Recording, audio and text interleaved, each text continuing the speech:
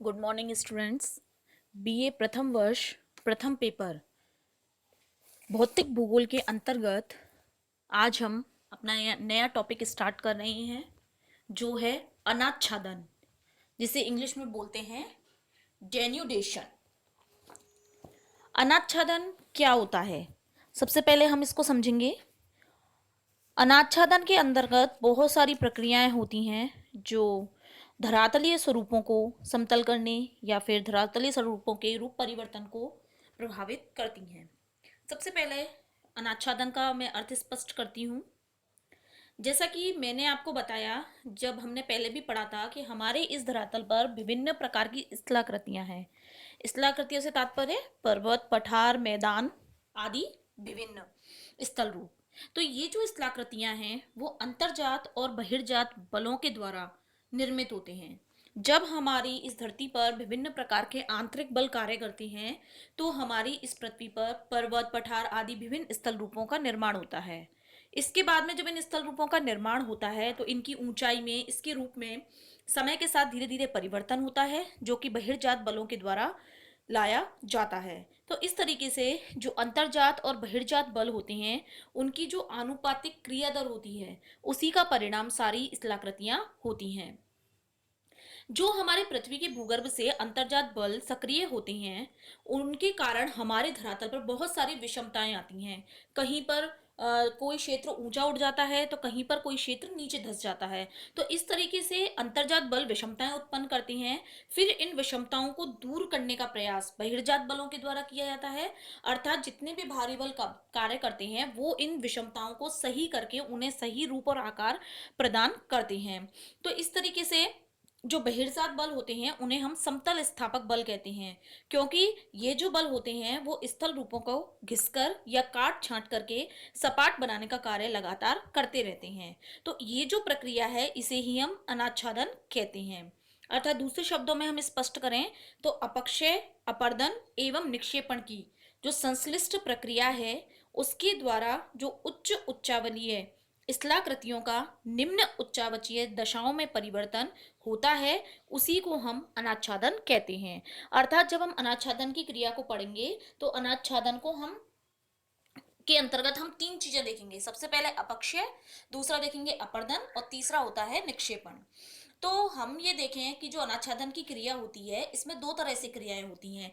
एक तो होती है स्थैतिक क्रिया और एक होती है गतिशील क्रिया। स्थैतिक का तात्पर्य है जो अपने ही स्थान पर क्रिया घटित होती है, तो इसमें हम शामिल करते हैं अपक्षय को। और गतिशील क्रिया का मतलब होता है अपर्दन। तो अपक्षय प्लस अपर्दन इज इक्वल टू अनाच्छादन। स्थैतिक क्रिया की जब हम बात करते हैं तो स्थैतिक प्रक्रिया में जो चट्टानें होती हैं वो अपने ही स्थान पर ताप, दाब, तुषार, पाला आदि विभिन्न कारणों से टूट करके बिखर जाती हैं। इस स्थैतिक क्रिया के अंतर्गत जब चट्टानें टूटती हैं तो उनमें भी दो तरह की क्रिया होती हैं, विखंडन और वियोजन। विखंडन का मतलब होता है भौतिक कारक, अर्थात जैसे सूर्य का ताप है, दाब है, पाला, इसके द्वारा जब चट्टानें टूटती हैं। और वियोजन का मतलब होता है रासायनिक कारक, अर्थात जब चट्टानों में जल का प्रवेश होता है और जल के कारण चट्टानों में परिवर्तन होता है तो उसे हम वियोजन कहते हैं।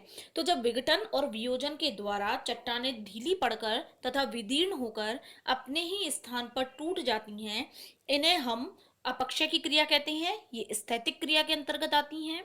दूसरी आती है गतिशील क्रिया। गतिशील क्रिया के अंतर्गत क्या होता है कि जब अपक्षय के द्वारा विभिन्न प्रकार की चट्टानें टूट जाती हैं, टूट जाने के बाद में उनसे विभिन्न प्रकार के कंकड़, पत्थर और कण वगैरह, चट्टान चूर्ण वो सब निकलता है और उसी स्थान पर टूट करके बिखर जाता है।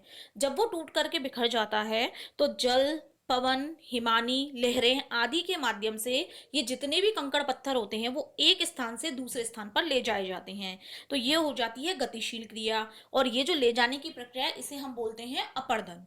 इसके बाद में क्या होता है, जब ये कंकड़ पत्थर विभिन्न माध्यमों से दूसरे स्थान पर ले जाए जाते हैं तो दूसरे स्थान पर ले जा करके जमा कर दिए जाते हैं। भाई कहीं भी नदी अपने साथ में कंकड़ पत्थरों को ले जाएगी तो लास्ट में जाके कहीं ना कहीं तो जमा करेगी।